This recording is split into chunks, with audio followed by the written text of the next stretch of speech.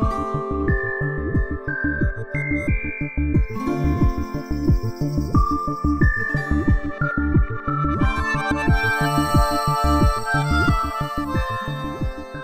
Arun Kumar Biswas, detective fiction writer. আপনাদের সবাইকে আমন্ত্রণ জানাই ব্যাংকফ নিবেদিত বই ভালোবাসি তোমার অনুষ্ঠানে। আমাদের এই অনুষ্ঠানে কবি, সাহিত্যিক, লেখক, প্রকাশক, পাঠক অনেকেই আসেন আড্ডা দেবার জন্য। অর্থাৎ এটা পুরোপুরি আড্ডার আমেজে একটি অনুষ্ঠান।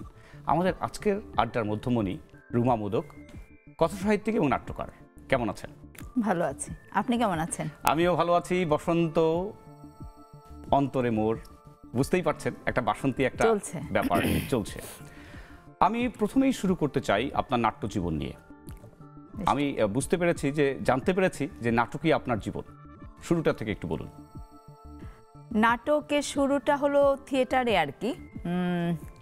শুরুটা তো হবিগঞ্জে, আমার দেশের বাড়ি হবিগঞ্জেই শুরু। দীর্ঘদিন মঞ্চে কাজ করছি, আর মূলত আমি নাট্যকার, নাটক লিখি, টুকটাক অভিনয় করি। সে অনেক বছর, 99 থেকে শুরু হলে প্রায় 25-26 বছর মঞ্চে আমি আছি। মানে দীর্ঘ সময় আছি। এবং এই সঙ্গে সঙ্গে আপনি গল্প লিখছেন, উপন্যাস লিখছেন। এই যে কথা সাহিত্যে আপনার যে অভিযাত্রা, দুটোকে একসাথে আপনি যে নিয়ে চলছেন, এটা একে অপরের পরিপূরক নিশ্চয়ই, নাট্য এবং। হ্যাঁ, পরিপূরক তো বটেই। কথা সাহিত্য এখানে একটুখানি আমি বলি আর কি, যে আমি কিন্তু প্রথমেই কথা সাহিত্যিক। প্রথমেই আমি, যেমনটা অনেকের ক্ষেত্রেই হয়, সবার বলবো না, অনেকের ক্ষেত্রেই যেটা হয়, আমার ক্ষেত্রে এরকমই হয়েছিল। আমার কবিতা দিয়ে শুরু। 2000-এ আমার প্রথম কবিতার বই বের হয়েছিল। কি নাম ছিল?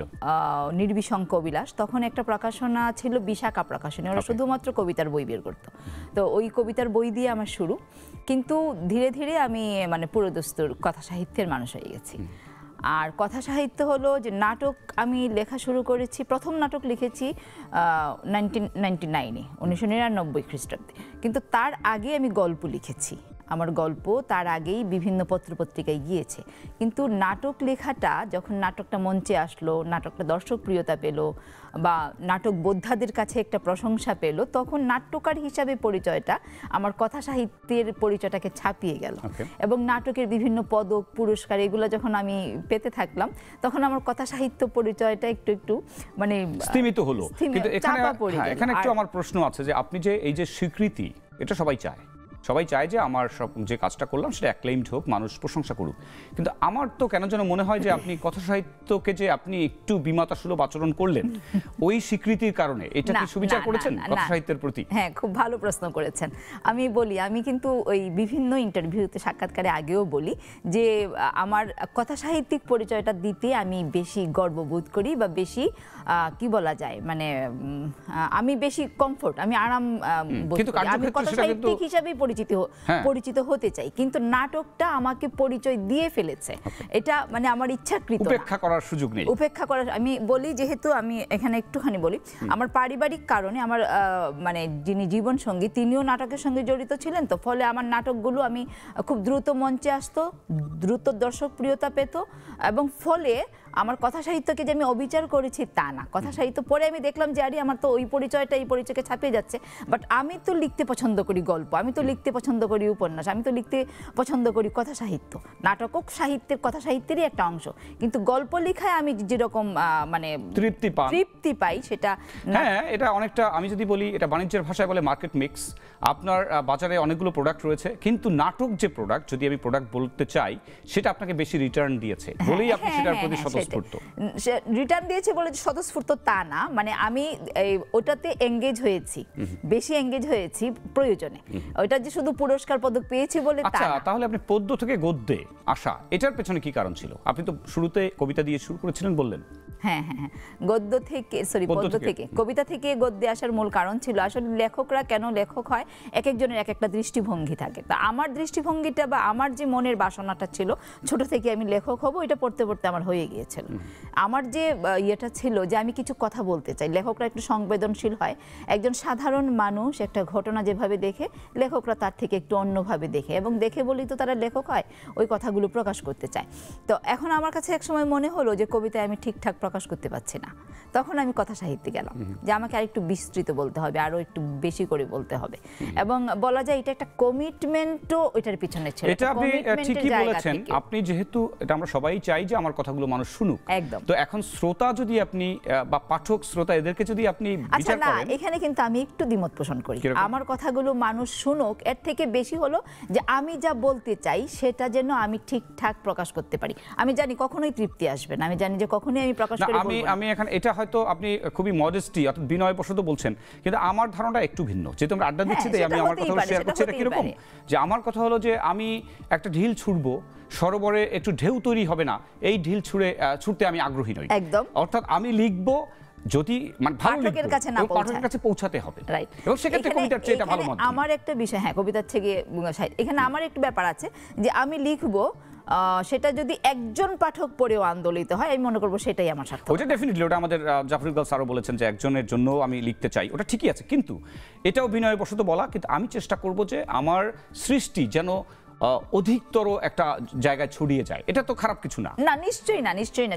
জনপ্রিয়তা কখনোই খারাপ কিছু না। তবে সবচেয়ে জনপ্রিয়তা হওয়ার যোগ্যতা লাগে, বলতে পারেন যে সেই যোগ্যতা সবার থাকে না। এখন আরেকটা জিনিস বলি, তবে সবার আগে যেটা দরকার, আপনি এটা তো আর আলু পটলের বিজনেস না, এটা তো ভেতর থেকে আসে। অবশ্যই আপনাকে ভালোবেসে কাজটা করতে হবে, তা না হলে ওই জিনিস দাঁড়াবে না, কেউ পড়বেও না, এইটুকু আমি বলতে পারি। একদম একদম। আচ্ছা, চা না কফি কোনটা খেতে প্রেফার করেন? অবশ্যই কফি। কফি কেন? কফির গন্ধের মধ্যে একটা কেমন কি বলবো, আমি উন্মাদনা কাজ করে। একদম। আমি যখন কোনো এয়ারপোর্টে যাই, যেখানে কফি কর্নার থাকে, ওইটার আশেপাশে ঘুরি শুধুমাত্র গন্ধের জন্য। কফি পান করেন। এখানে দেখেন একটি বই আছে, একটি খুনের প্রস্তাব। এটা ভাই একটি খুনের প্রস্তাব দেখুন একটু। দেখতে পারি? হ্যাঁ, অবশ্যই দেখতে পারেন। এটা আমি কেন বললাম, এটা কফির সঙ্গে রিলেট করছে। এখানে যেই detective character Alokesh Roy, created by me, উনি কফি কোহলিক। আচ্ছা। এবং উনি বলে থাকেন আপনার মতো যে কফি না খেলে তার মগজ খোলে না। শুনেন, এখানে আমি একটু ইন্টারেস্টিং বলি। সেটা হলো যে আমি কফি খাই, কফিতে আমি এডিক্টেড। তো এখন যে বিষয়টা হলো, আমি যখন খুব বেশি কফি খাই, আমার ছেলে মেয়ে বা মানে আমার পরিবারে যদি বলে যে এত কফি খাও, তোমার তো রাতে ঘুম হবে না, আমি বলি দেখো, লেখক হওয়ার জন্য এটা সেটা মদ খায়, গাঞ্জা খায়, শুনি আমরা এগুলো, আমি কখনো দেখিনি, নানা রকম নেশা করে।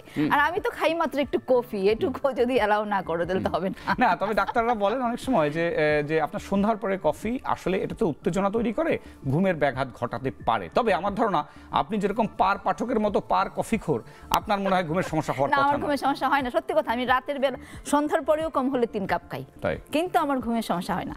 গুড। এবং এটাও জানা গেছে যে কফিতে নাকি দীর্ঘমেয়াদী আয়ু বাড়ে, এবং ধরেন আলঝেইমার্সের মতো স্মৃতি বিভ্রাটজনিত ওষুধ থেকে, এটা পরীক্ষিত, সমীক্ষায় দেখা গেছে।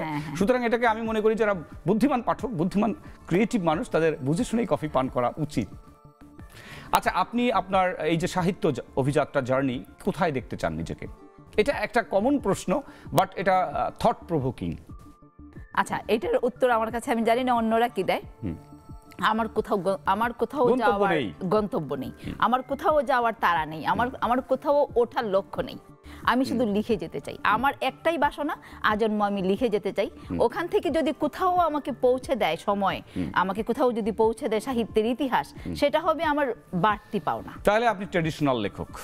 এখন ট্র্যাডিশনাল লেখক এই জন্য বললাম, এটা অত্যন্ত আইডিয়ালিস্টিক কথা, যে যা হবে তাই হবে এবং আমি একটা জায়গায় যাব। কিন্তু যারা খুব আমার মতো, যারা খুব গন্তব্য পিয়াসী, আমি চাই যে না, আমাকে যদি আমি বেঁচে থাকি তাহলে আমাকে একটা সেরকম জায়গায় যেতে হবে। বাট আমার ওইরকম ইয়ে নেই, তাড়া নাই, তাড়না কোনোটাই নাই। এবং আরো একটু যোগ করি, আপনার সাথে এখানে হয়তো আমার মিলবে না, সেটা হলো কোনো কারণে যদি আমার মনে হয় যে আমি আর লিখবো না, আমি কিন্তু এই মুহূর্তে লেখাটা বন্ধ করে দিতে পারবো। মানে আমার এটা নিয়ে যে আমার প্যাশনেশন আছে, আমার শখ আছে, বা আমার মানে তীব্র আগ্রহ আছে। আপনি খুবই ঊর্ধ্বের মানুষ।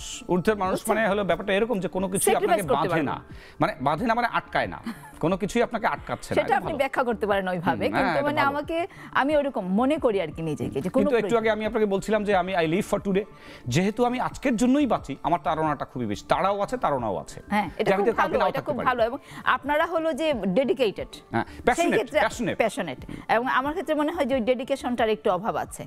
না, এটা ভালো, এটাও ভালো। শুনেন, সবাই যদি একই পথে হাঁটে, তাহলে কে পানি পথে যাবে আর কে আকাশ পথে যাবে, প্রতি পথই আমাদের একটা নির্দিষ্ট গন্তব্যে পৌঁছে আসলে দেয়। এটার পিছনে একটু কারণ আছে। আমি যদি আমাকে 1 মিনিট সময় দেন, আমি বলি বলেন। এটার পিছনে কারণ আছে। কারণ আমার লেখক হওয়ার জার্নিটা কিন্তু খুব স্মুথ না। হ্যাঁ, আমি অনেক কষ্ট করে আমার এই পরিচয়টা বা আমার এই যাত্রাটা শুরু করেছি এবং ধরে রেখেছি।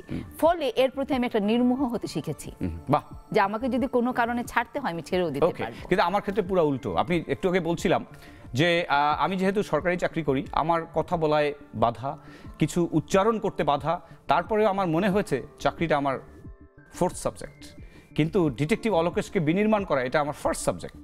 এবং এখানে কিন্তু আমি একটা ত্যাগ স্বীকার করেছি। এখানে পক্ষপাতটা দুর্দান্ত, যে আমার দরকার হলে চাকরি ছাড়বো, লেখা ছাড়বো না। ও, সেটা আমি পারবো না। সেটা আমি পারবো না। অর্থাৎ এক্ষেত্রে আমাদের অবস্থান সম্পূর্ণ পারবো না বলতে আমার দৃষ্টিভঙ্গিগত মানে ব্যাপারে না, আমার বাধ্যবাধকতা আছে, আমার চাকরি করতে হবে। আমার চাকরি না করলে আমার এটা আমি চাকরি ছেড়ে দেবো বলছি বলেই করবো তা নয়, কিন্তু আমি মনে করি যে চাকরি আমাকে জীবন যাপন শেখায়, লেখালেখিটা আমার জীবনকে উদযাপন শেখায়। আপনি চাকরি ছাড়ার চিন্তা করতে পারেন হয়তো এই জন্য যে চাকরি ছাড়লেও আপনার চলবে, কিন্তু আমার চলবে তারপরে আপনি বলছেন যে আমি ডিটেকটিভ রাইটার হিসেবে যে জায়গায় পৌঁছেছি, অ্যাটলিস্ট পাঞ্জেরি আমাকে যেরকম ভাবে আগলে রেখেছে, আমি মনে করি যে আরে ছোট্ট জীবন এভাবেই যদি কেটে যায়। গ্রেট, আপনাকে আমি মানে কংগ্রেচুলেট করি। দেখেন, আমি কিন্তু আপনাকে কথার যে রাংটা পাতায় কিন্তু জড়িয়ে ফেললাম, বুঝিয়ে দিলাম যে আসলে আমাদের এই পথে আসা উচিত। আমি চাই যদি পারি সেটা হবে আমার মানে কি বলবো, সেটা হবে আমার পারবেন পারবেন, কারণ এইটার যে আপনার আবেদন, এটাকে ছিঁড়ে বের হয়ে আসা আসলেই কঠিন। একদম একদম। এবং এটা আমাদের না লিখলে অস্থির লাগে, দম বন্ধ লাগে, আমি লিখতে পারছি না। হ্যাঁ, কিন্তু আপনার 2-1 দিন অফিসে না গেলেও কিন্তু আটকায় না, কিন্তু লিখতে হয়। সো আপনি আমার পক্ষেই আছেন। আপনাকে দিদি অশেষ ধন্যবাদ। আমাদের আজকের শো এখানেই আসলে ইতি টানছি। আপনি এসেছেন, আপনাকে অনেক ধন্যবাদ জানাই। প্রিয় দর্শক, আমাদের আজকের পর্ব এখানেই শেষ করছি। আবার দেখা হবে নতুন কোনো অতিথির সঙ্গে, ভিন্ন কোনো পর্বে। সে নাগাদ ভালো থাকুন, সুস্থ থাকুন এবং অবশ্যই বইয়ের সঙ্গে থাকবেন।